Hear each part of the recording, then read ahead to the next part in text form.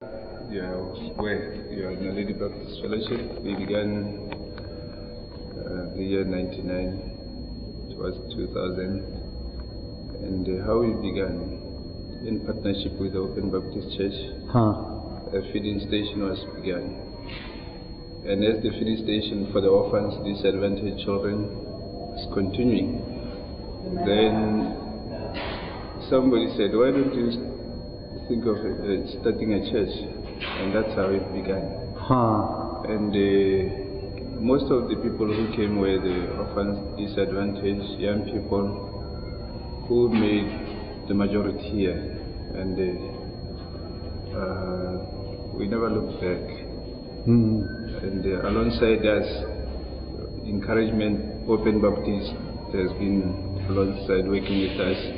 We work with the Old Naledi area, kind of the most depressed area of Gaborone, and we work with all disadvantaged kind of people. And the Lord has been saving, has been bringing a lot of young people. We call ourselves a new generation church in terms of how we reach out. I mean, these are the people who are very receptive, and the children are very receptive. And yeah, where we are. In a nutshell, this is kind of what we do. Okay, children's, what programs have you got for children? We have Awana, yeah. And we have crafts, skills, where we try to incorporate skills into them. In the Lady area, there's not even a single recreational facility, and you find a lot of young people would divert quickly into drinking, drugs, and we try to be a church where we provide facilities where they can come in and find a place. And teenagers? In one Thursday we can reach up to 50 very active students and non-students, and on Sundays they do come to church also. So it's a very, very aggressive program whereby yesterday I found 5 young people who were invited by other young people. So you see what kind of aggressive program we have here. Yeah, it's exciting. And we try to run a library here. There's not even a single library in the area where they can come in and just sit and find a quiet time and read and also be reached out. This is the first phase of a building project. Okay, the second phase, we've got a kitchen.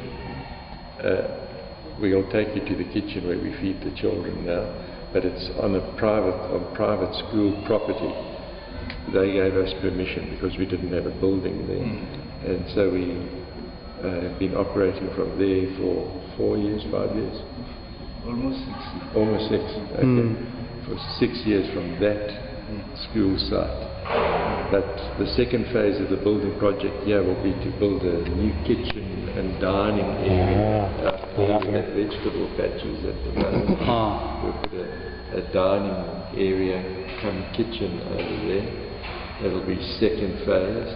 And the third phase is an extension of this hall going up that way. And that means that one of the new halls would be for the kids to actually have, we'd set it up as a computer room and library, a big facility like that, so that there's nothing like that in Naledi. It's a depressed area. The only library is in one of those porter cabins there, and where kids can just come and be in a safe environment for doing homework and be even helped with work. And be helped with work. And that gives an opportunity for his members and our members to work together and do some upliftment of depressed people. Excellent. Some of them need counseling. We've had cases whereby counseling becomes very crucial, whereby Yeah. believers and non-believers. Preparatory school. It's called that. Primary school. The primary school. And they've got a social worker there who works together with the principal of the school, and then they will recommend to the feeding station that these children are vulnerable. Some of them have lost. So it's the worst of. That's the worst of the worst. Yeah. Some at least get one plate of food a day. These kids probably get nothing a day. This is the only meal they will get. And the money that feeds the children is provided by Open Baptist Church. And the lady does a lot of work in going to businesses in town to get donations for food. And then Manna International, which is an aid group from America, has just passed it, but we haven't started receiving any money. But they'll be sending us $1,000 a month for the cooking of the food and some of the provision of the food. But it costs about $3,000. $2 a child per day. But it costs about $3,000 US a month to feed the children. And we also provide, the cooks get a little bit. There's cooks that you'll see that prepare the food every day. And there's a counsellor on site when the kids are there now. There should be. I hope it works in Tata's usually. There's a counsellor on site who will actually be available to make sure that the kids have a little Bible reading or a little Bible story, and then pray together, thank the Lord for the food, line up, wash hands. He's there to just check that all happens smoothly. Kids wash hands, and then they take their plate of food. Balanced diet, it's a well worked out diet. There's always a carbohydrate, there's a vegetable, and there's a protein. So there's a balanced diet every day. And yeah, if there's fruit in season, they get fruit as well. And also, in addition to that, we make sure they're invited for church services. Yes. I mean, we never leave that out. And some of them have come along. I mean, their members here full time, and they have become leaders in the church. We are developing them to be future leaders. Because your key is discipleship too. Oh yeah, I mean, there's some very great success stories. Oh, yes.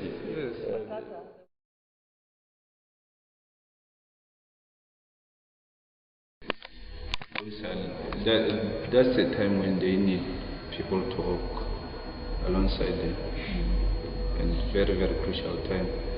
And I would say it's a need right now. That's when we kind of lose a lot of them after they graduate from the feeding. Some we continue to minister to here in the church, but not all of them. That's when even those that we have not had touch with them, because the feeding program is for the orphans, for the most vulnerable. Now, for those that are not Then fall into a category. yeah, I mean, you have them. Those are those. The latest we have been receiving is that, I mean, we have not had hard drugs in Botswana, but now they are coming in, and they are using those as couriers around. And as a church, we need to be thinking how to get them before they are caught up with. So some skills development. Oh yes. Morning, so all the teams would be good. Even when you sit with them down and just talk to them, will be very, very helpful. At time where they need somebody to be there. And in the afternoons, what could a team do? What opportunities are there? Well, since we have a feeding program where children are, normally after the Bible story, after feeding, there's a time where it's kind of relaxed. That's when the team can come in and do activities with the children. But you also have sports programs here? Oh, yeah. Or We have soccer, which I would recommend some of the team members Yeah, would be soccer players. We'll have to see if we can recruit some soccer. It's getting more popular in the U.S. And also they are open to any sport, new sport that is introduced, except American football.